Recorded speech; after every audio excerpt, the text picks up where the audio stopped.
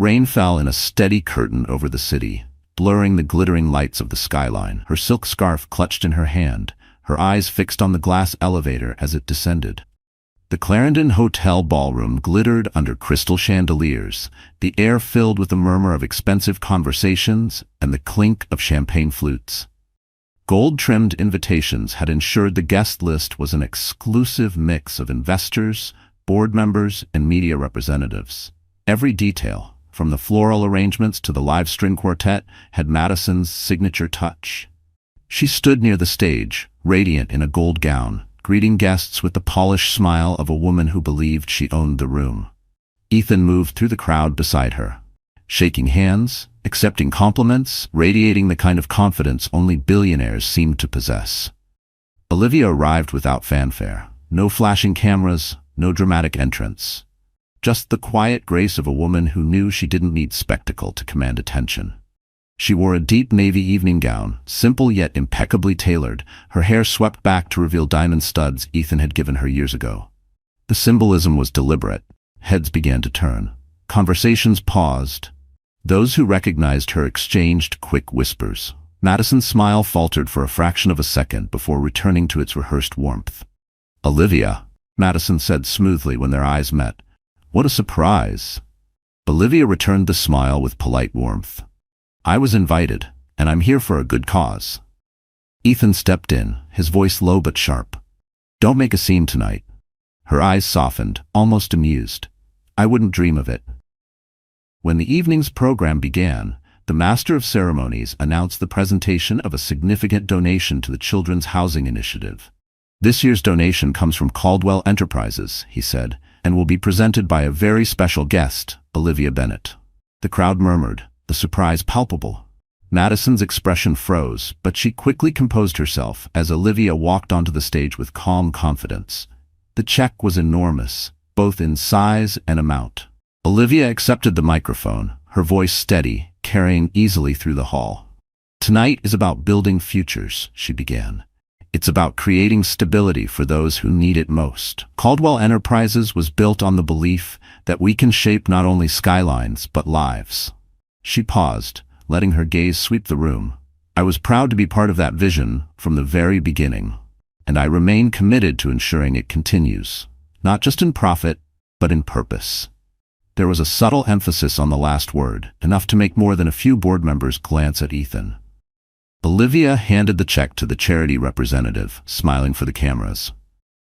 The applause was genuine, if tinged with curiosity. As she stepped off the stage, she passed Madison, leaning in just enough for only her to hear. "This is just the beginning." Madison's fingers tightened on her champagne flute, and in that moment, she realized Olivia wasn't here to reclaim her place. She was here to take the whole game. The rest of the gala unfolded like a perfectly choreographed play, at least for Olivia. She moved through the crowd with effortless composure, speaking briefly with key investors, many of whom hadn't seen her in years. She didn't talk about the past. Instead, she asked thoughtful questions about their current projects, subtly aligning herself with their interests. It was a reminder of how sharp she had always been, and how different her approach was from Madison's showy charm. Across the room, Madison kept glancing toward her, the unease growing behind her smile. She had spent years positioning herself as Ethan's right hand, the woman everyone should turn to. But now, in just one night, Olivia had drawn the atmosphere, pulled Olivia aside near the edge of the ballroom. "What are you trying to do here?" he asked, his voice low and tight. "Support a good cause," Olivia replied, her tone calm, but her eyes carried an edge he couldn't ignore. "Isn't that what Caldwell Enterprises stands for?" "This isn't your stage anymore," Ethan said, his jaw tightening. Olivia tilted her head slightly. "Then why do I seem to be the one they're listening to?" Before he could respond, Marcus Hale appeared at her side, holding a champagne glass. His presence was deliberate, a silent signal to Ethan that Olivia wasn't operating alone. Marcus exchanged a polite greeting with Ethan, then turned to Olivia. "The board members you wanted to speak with are in the side lounge." Olivia nodded and excused herself, leaving Ethan standing in the soft glow of the chandeliers, frustration flickering in his eyes. In the lounge, the atmosphere was quieter, more intimate. 5 board members sat around a low table, drinks in hand. They welcomed Olivia with polite smiles that turned warmer as she joined their conversation. She didn't waste time on small talk. "I know you've all noticed certain changes in the company's direction," she began. "The focus has shifted. Projects are being prioritized for show rather than sustainability. And while that may bring short-term applause, it risks long-term stability." Her words struck a chord. Heads nodded subtly. "I believe Caldwell Enterprises can have both, profit and purpose," she continued. "But that requires leadership that understands the balance." She didn't say Ethan's name. She didn't have to. By the time she left the lounge, she had secured verbal support from 3 members and interest from the other 2. Marcus caught her eye as she returned to the ballroom and gave a barely noticeable nod. Confirmation that the night had been a success. Madison, watching from across the room, could feel the shift in the air, even if she didn't understand the specifics. When the gala finally ended, Olivia walked out into the cool night, as the sound of laughter and clinking glasses fading behind her. The city lights stretched before her, and she felt the weight of the moment settle into place. The first move had been made in full view of everyone, and the next would force Ethan and Madison into a corner they couldn't escape. The morning after the gala, Olivia woke to the sound of her phone buzzing relentlessly on the nightstand. At first, she assumed it was Marcus with an update. But when she saw the number of missed calls and text messages, her chest tightened. Headlines flooded her newsfeed. Ex-wife crashes Caldwell Gala, stirs boardroom drama. Olivia Bennett's surprise speech raises questions about motives. The photos were worse. Carefully selected shots where Olivia's expression looked calculating, paired with captions implying she had shown up uninvited and disruptive. The narrative was clear. She was being painted as the bitter ex-wife trying to claw her way back into relevance. Olivia's stomach knotted. This was Ethan's doing. His PR team worked fast, and they knew exactly how to twist an image. Madison's fingerprints were probably on it too, ensuring the coverage struck at Olivia's credibility. Marcus called. "They're trying to control the story," he said bluntly. "It's not illegal, but it's strategic. If the board believes you're creating instability, it could weaken our position before the vote." "I should have expected this," Olivia murmured, staring out the window at the gray morning sky. "Ethan doesn't like to be challenged." Her phone buzzed again, this time with an email from the charity she had supported the night before. The director apologized for the confusion surrounding her presentation, explaining that Caldwell Enterprises had clarified the event's original plan. The subtext was obvious. They were distancing themselves from her to avoid friction with Ethan. It stung more than she expected. By midday, Olivia's name was trending on social media, with comments ranging from sympathetic to scathing. Friends who had stayed quiet during her divorce now avoided her messages entirely. That afternoon, Marcus met her at her apartment, his expression grim. "They're not just attacking your image. They've pushed forward an internal audit request claiming your presence at the gala violated the non-compete clause from your divorce settlement." Olivia blinked. "That clause doesn't apply to charitable events." Marcus's mouth tightened. "They're betting you'll waste energy defending yourself instead of preparing for the vote." It was a clever move, and for the first time in years, Olivia felt the familiar weight of doubt pressing against her chest. She had been so careful, so deliberate, and yet Ethan and Madison had managed to put her on the defensive overnight. She spent the evening pacing her living room, replaying every moment of the gala in her head. Had she been too bold? Too obvious? The thought that maybe she had miscalculated gnawed at her. By midnight, she was sitting in the dark with a glass of wine, the city lights casting long shadows across the room. The silence felt heavier than usual. And for the first time since this began, Olivia wondered if she had underestimated just how far Ethan and Madison were willing to go to keep her out. Sleep didn't come. When it finally did, it was shallow and full of noise. Camera shutters, whispers, a cold ballroom with too many eyes. By morning, Olivia felt older than she had in years. She made coffee and stood at the window, watching buses breathe steam on the street. For a moment, she wished she could be invisible again, the way she had been in the small apartment right after the divorce. Quiet, unremarkable, unseen. Her phone rang. It was Helena Ward. "You should come in," Helena said. "There's movement." Olivia arrived at Helena's office with a scarf tied tight at her neck, like armor. Helena shut the door and slid a document across the desk. "Madison filed a formal complaint with the Compliance Committee at dawn. She claims you attempted to influence the board with a charitable act arranged without proper approval." Olivia kept her face still. "The donation was routine. The program's team signed off." "True," Helena said, "but they're framing it as a misuse of branding to sway votes. It's flimsy, but it gives them an excuse to drag you through a review." Olivia sat back, feeling the tiredness sink into her bones. "They want me to show up defensive. They want me to look like trouble." Helena's gaze softened. "You're not trouble. You're memory, and memory scares people who want to rewrite the past." The words landed like a hand on her shoulder. Olivia nodded once. "What about the overseas irregularities?" "I'm ready," Helena said. "But if we go now, Ethan will call it retaliation. We need something cleaner." Back at her apartment, Olivia found a small envelope slipped under her door. Inside was a handwritten note. "You have more friends than you think. Check the end of quarter vendor list, Horizon Logistics." No signature. No return address. Olivia frowned. Horizon Logistics was a minor partner on a Caldwell project. She opened her laptop, pulled up old files, and traced 2 payments that split into 3 shells before landing in a boutique account linked to a social media agency, Madison's agency. Her heart didn't race. It settled. This was familiar ground. Numbers, patterns, intent. She saved everything and sent the file to Helena with a short line, "Confirm" and timestamp. Quietly, the rest of the day pressed in. Reporters called. Old acquaintances texted to check on her, with messages that sounded like fishing lines. By late afternoon, she took a walk to clear her head. On the corner market stoop, she ran into Mrs. Alvarez, the widow from her building who kept tomato plants and chipped paint cans. "Mihija," Mrs. Alvarez said, patting Olivia's hand. "People talk big when they're afraid. I know you. You don't push. You stand. That's stronger." Olivia felt something unclench. "Thank you." When she returned upstairs, Marcus was waiting at her door, tie loosened, eyes tight. "They moved faster than I thought."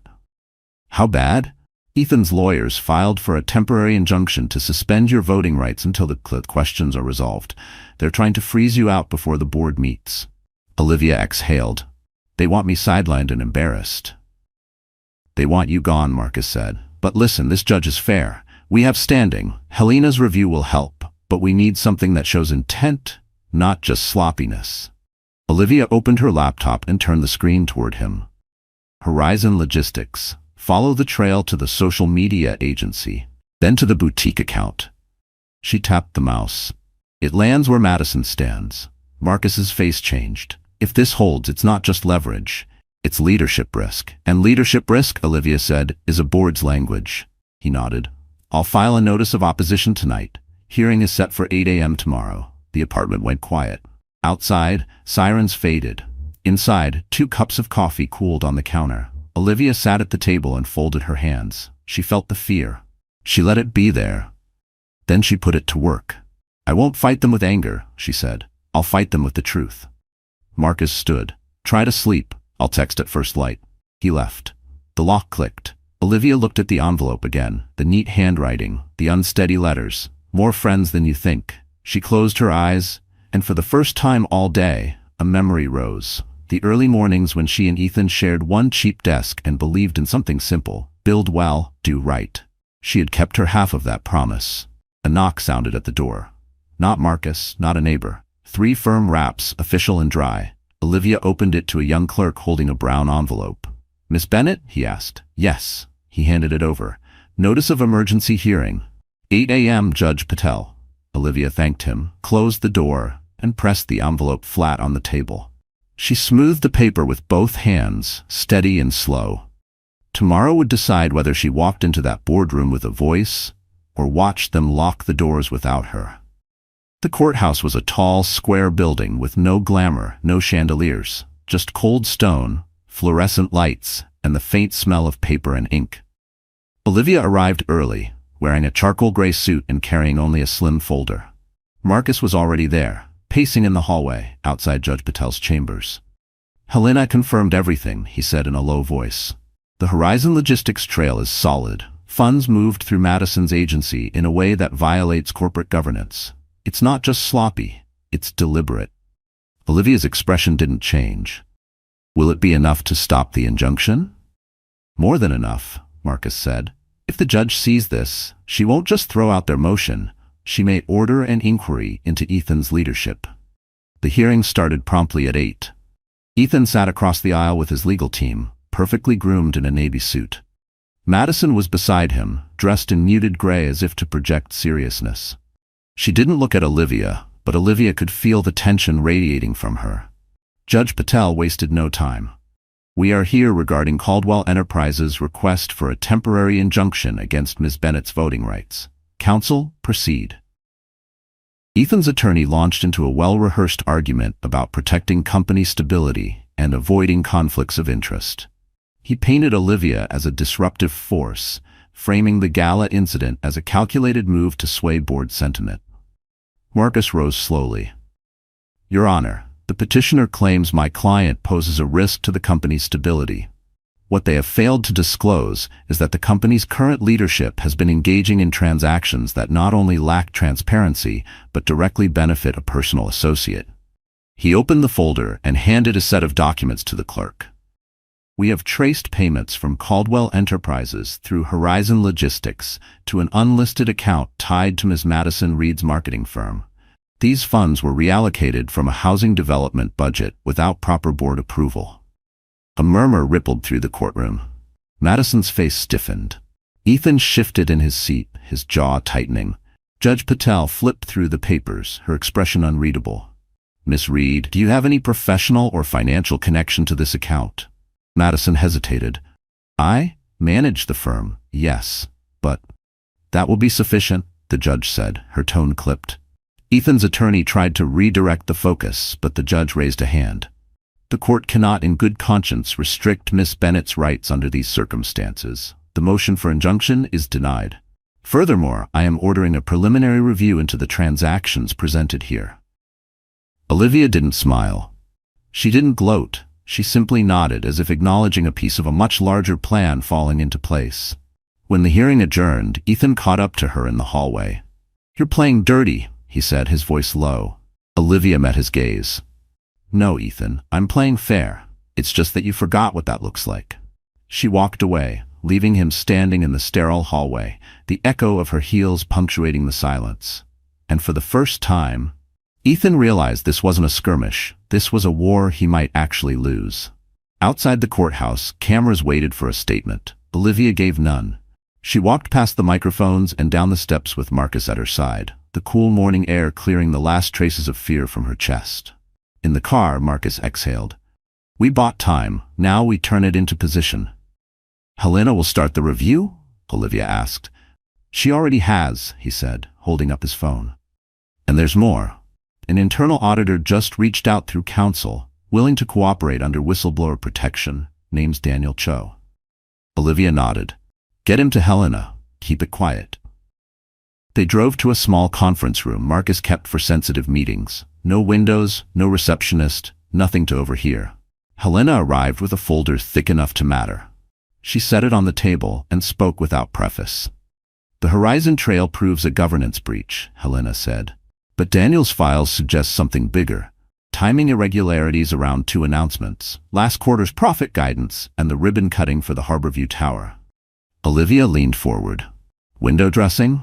Worse, Helena said. A pull forward of pre-sales and a side agreement promising marketing bonuses if certain influencers posted targeted content. The funds routed through Madison's firm. It juiced optics before the gala. Marcus turned a page, reading fast. If the review confirms this, it undermines investor trust. The board can't ignore it. They'll try, that Helena replied, unless you give them a safer landing than Ethan.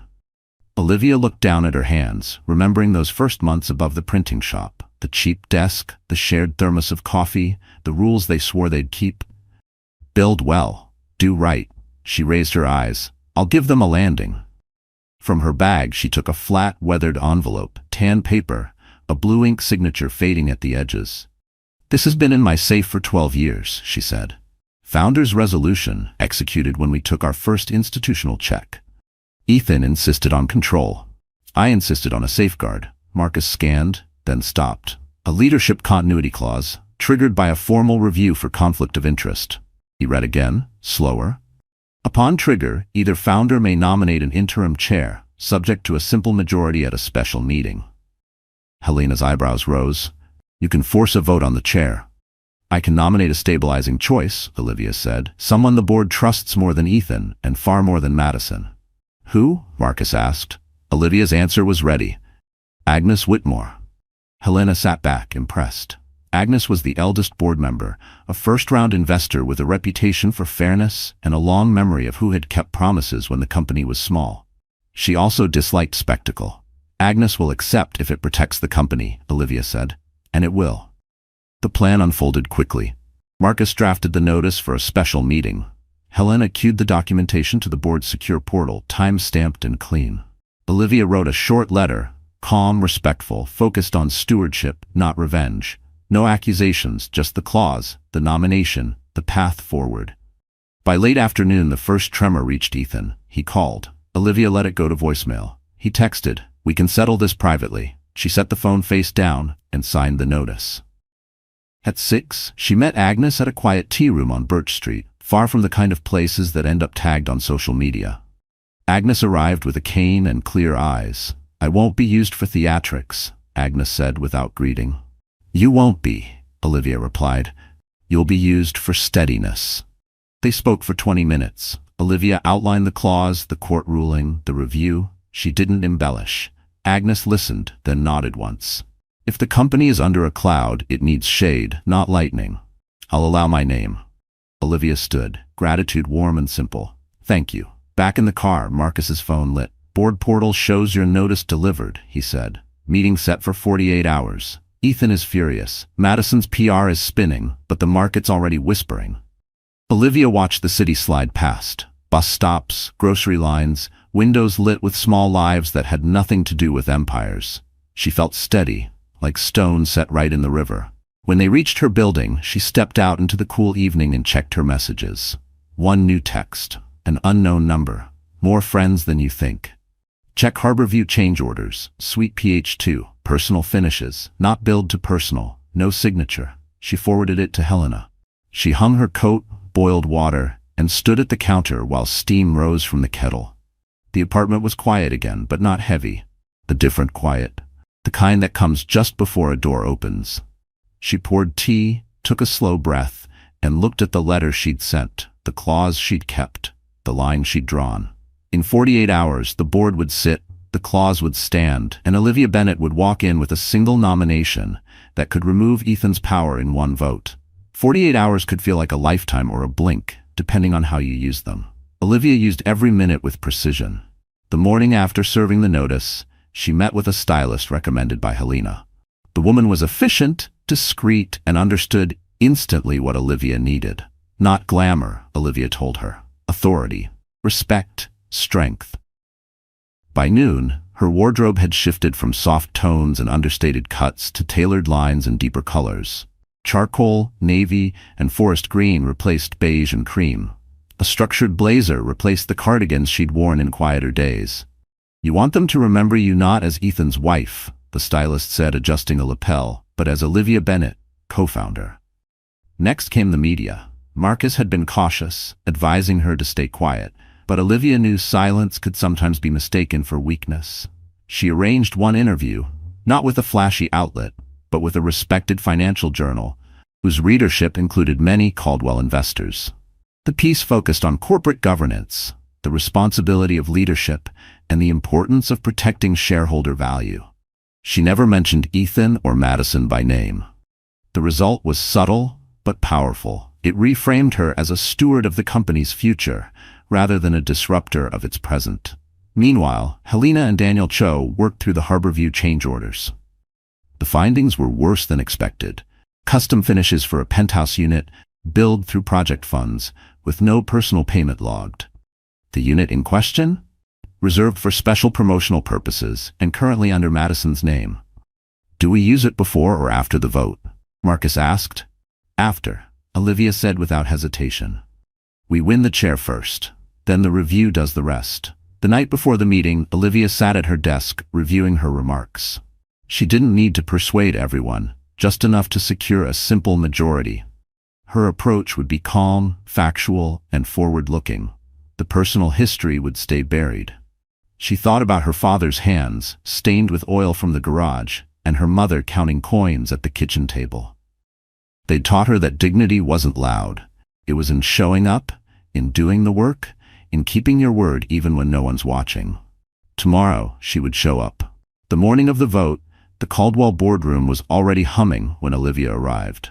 She walked in wearing a deep navy sheath dress under a fitted blazer, her hair swept into a low chignon, a single silver brooch on her lapel. Conversations dipped for just a second before resuming. Ethan was at the far end of the table, Madison beside him in a sharp white suit. Madison's eyes flicked over Olivia's appearance, and for the first time, there was no smirk, only calculation. Marcus slid into the seat next to Olivia, his briefcase clicking shut. "Everything's in motion," he murmured. Olivia set her notes on the table, her gaze steady. "Good. Let's begin." And as the meeting was called to order, the air in the room shifted, quietly, almost imperceptibly, but enough that everyone knew the balance of power was no longer the same. 2 days after the vote, Caldwell Enterprises held its quarterly results briefing, a high-profile event live-streamed to investors and covered by the financial press.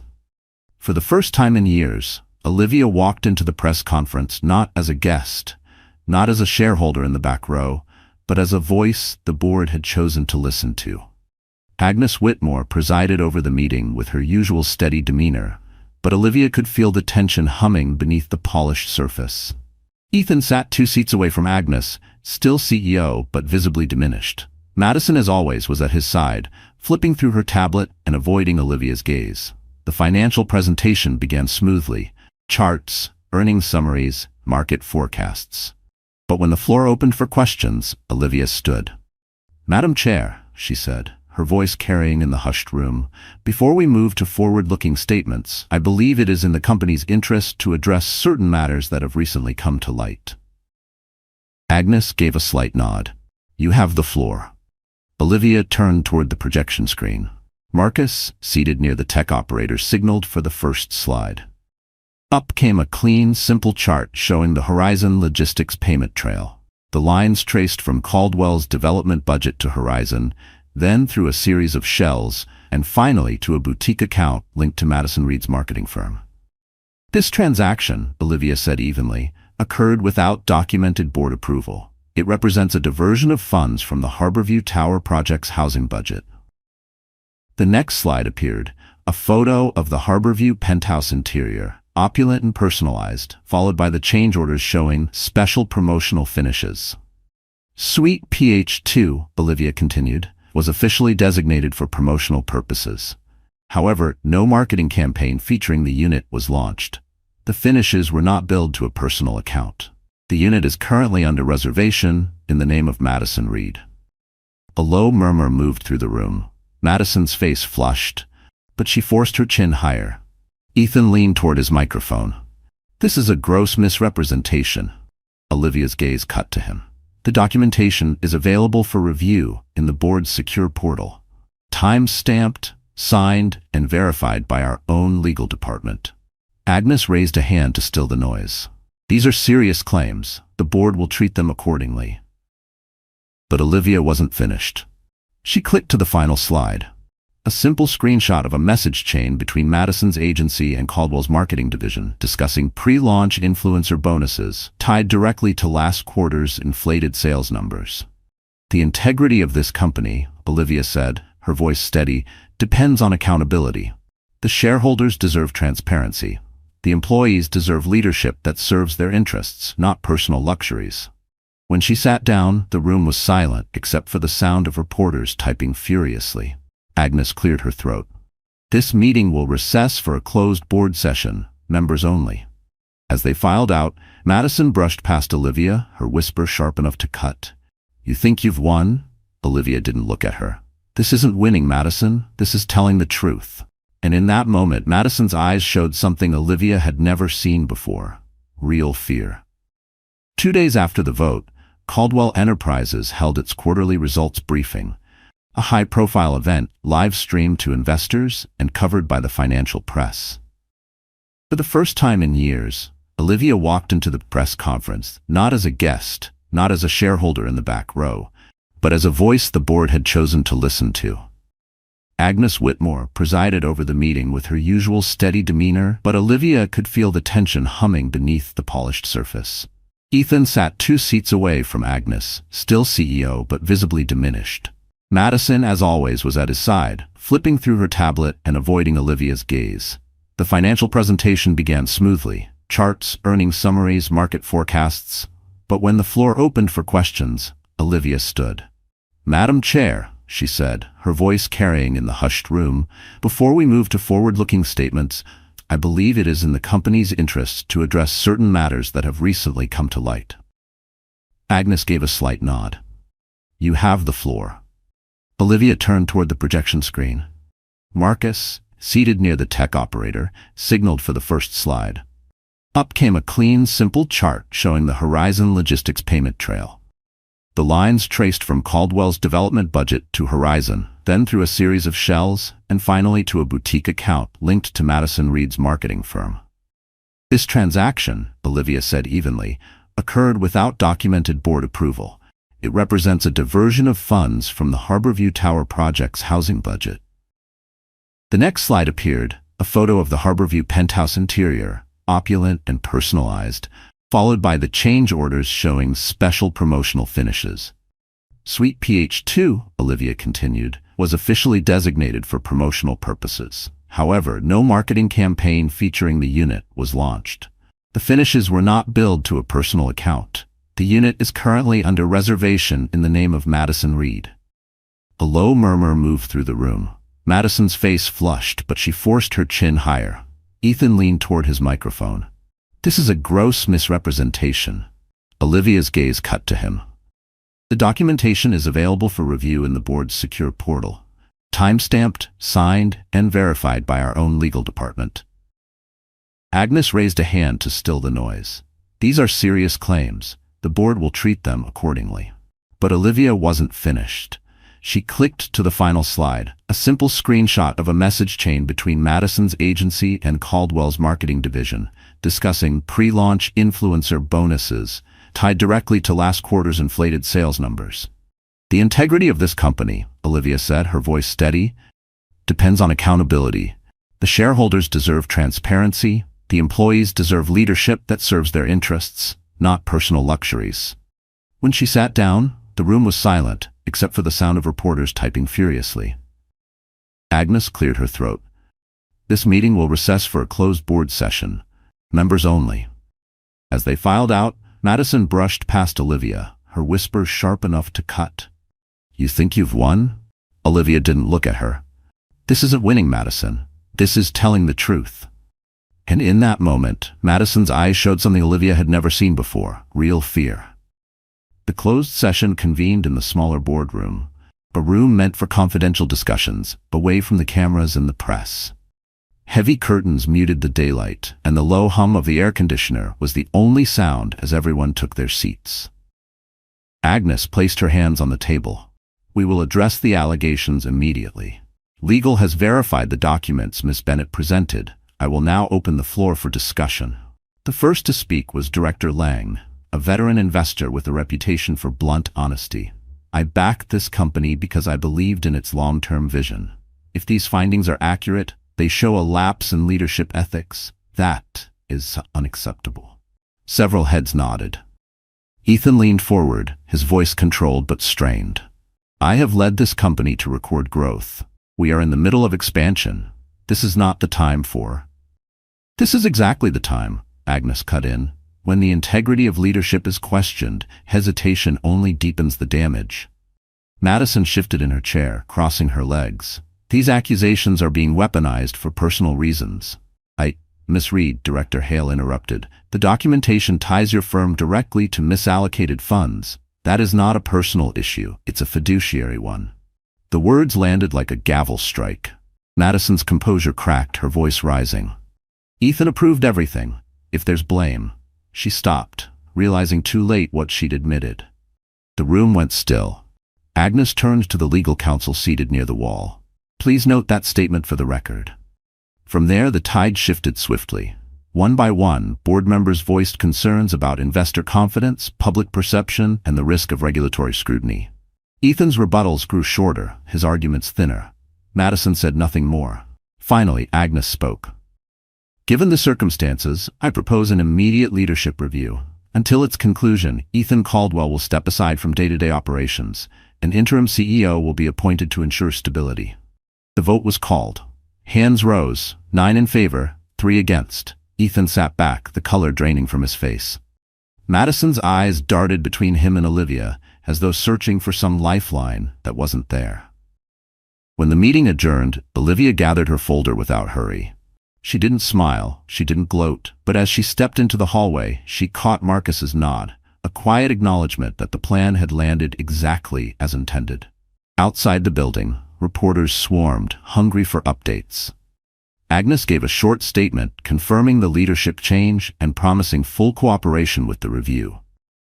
Olivia said nothing, slipping into a waiting car. As the city passed by in the window, she thought about the years she had stayed silent, the battles she'd let slide in the name of peace. That chapter was over. Her phone buzzed, a text from the same unknown number as before. Check tomorrow's headlines. You'll like them. Olivia looked out at the skyline, the weight in her chest replaced by something lighter, steadier.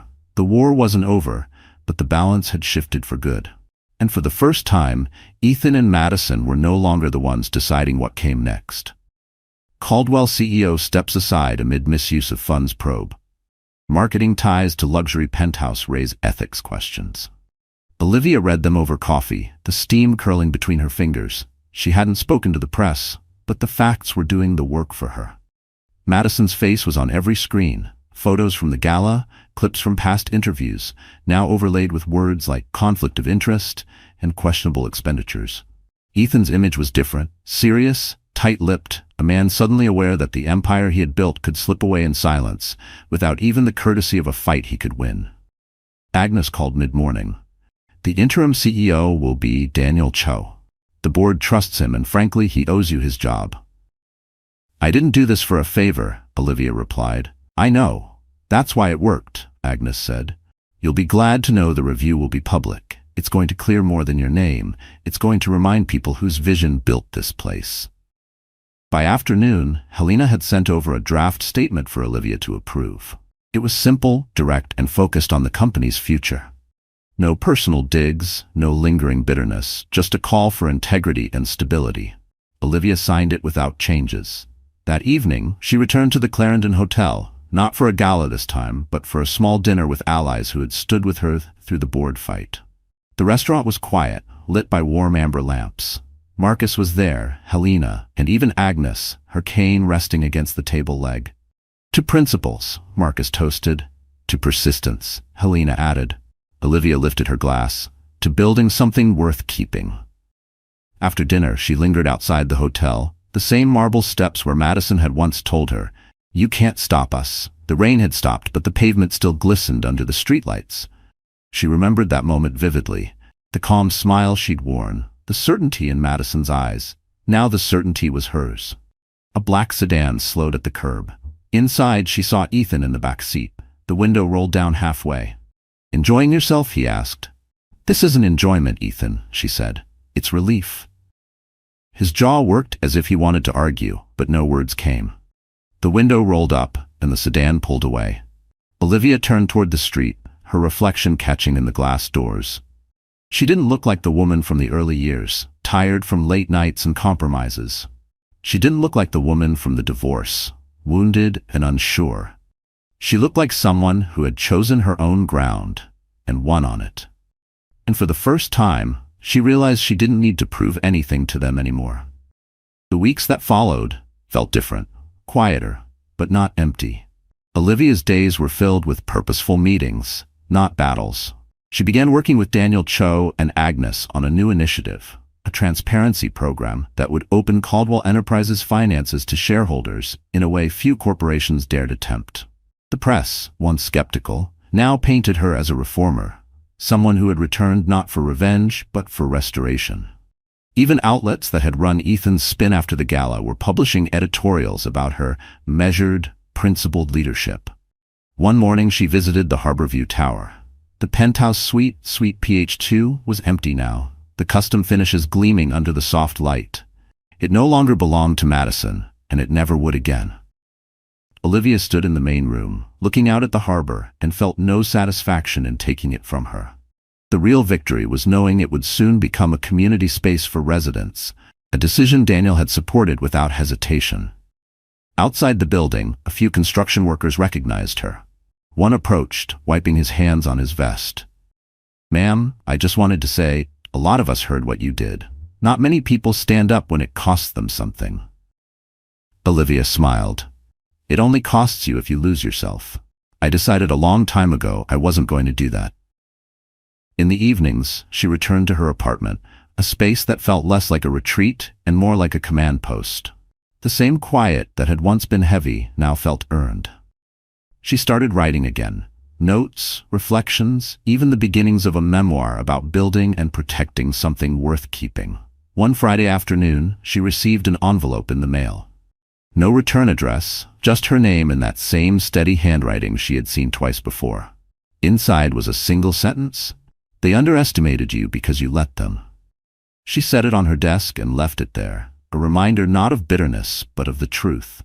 Power isn't always in what you take, it's in what you choose to keep. By the end of the quarter, Caldwell Enterprises had regained investor confidence. Ethan had resigned from the CEO role entirely, citing personal reasons. Madison had vanished from the press circuit. The company's stock was steady, the projects on track, and the culture, slowly, was shifting back toward the values Olivia had once built into it. On the last day of the quarter, she stood on the balcony of her apartment, looking out over the city as the sun dipped low. The streets below bustled with ordinary lives, children in backpacks, couples holding hands, a man carrying groceries in one arm and a bouquet in the other. This was why she had fought. Not for titles, not for headlines, but to leave something better than she had found it. She took a slow breath, letting the air fill her chest. Somewhere in the distance, church bells rang the hour. And with that, Olivia Bennett closed the chapter, not with triumph over someone else, but with the quiet victory of having kept her own name untarnished. Spring came early that year. The city shook off its winter coat, trees dusted in pale green, cafe tables spilling onto sidewalks again. Olivia walked through it all with a lighter step, as though the long, cold season that had wrapped around her life had finally broken. 3 months had passed since the leadership change at Caldwell Enterprises. Daniel Cho had proven to be the steady hand she knew he could be, guiding the company through the investigation and implementing the transparency program they had discussed. Investors responded positively, employees more so. Ethan's name still appeared occasionally in the business press, usually in connection with past leadership or former CEO. Madison's, however, had almost vanished. The penthouse that once symbolized her place in Ethan's world now symbolized the opposite, a reminder that shortcuts and vanity projects always leave a mark. Olivia didn't waste energy following their downfall. She had learned that true closure isn't watching someone else fall, it's knowing you can move forward without them in your shadow. Her own days were full, but not frantic. She spent part of her time consulting with smaller, values-driven companies, often those run by women who were fighting for space in boardrooms that looked a lot like Caldwell's had. She spoke at a few conferences, not as a scandal survivor, but as a builder, a strategist, a leader who had been underestimated and had outlasted the underestimation. One afternoon, she was invited to a business school to speak to graduating students. Standing at the podium, she looked out at rows of bright eyes, notebooks open, pens ready. She didn't talk about the gossip columns or the courtroom drama. She talked about the quiet work, the late nights above the printing shop, the promises kept when no one was watching, the slow discipline of building something real. When the lecture ended, a young woman came up to her. "Miss Bennett, how do you know when it's worth fighting for something?" Olivia thought for a moment. When you can picture yourself standing on the other side of the fight, still able to look yourself in the eye. Walking back to her car that day, she realized she had just described her own journey without meaning to.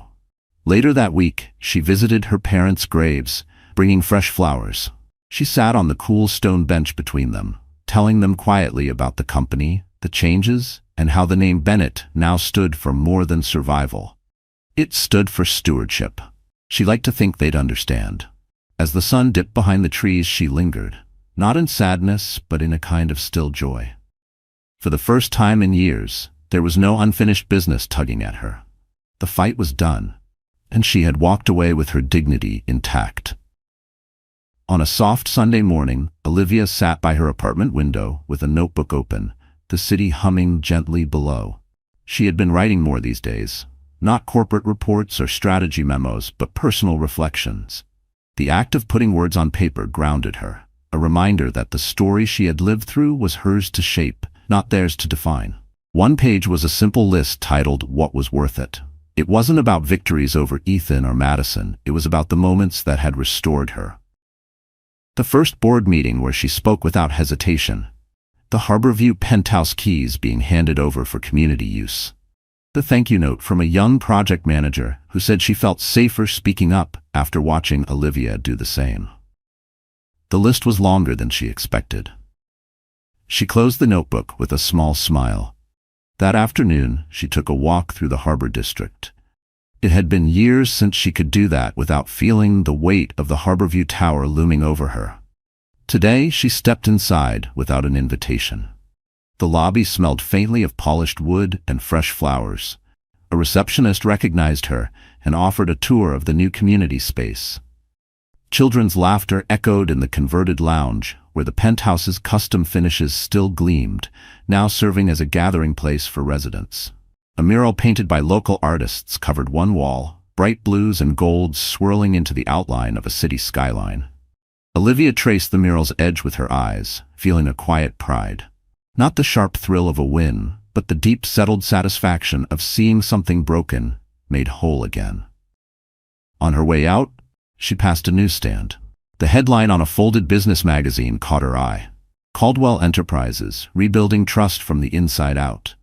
Inside, the article credited Agnes Daniel and shareholder advocate Olivia Bennett for leading the transformation.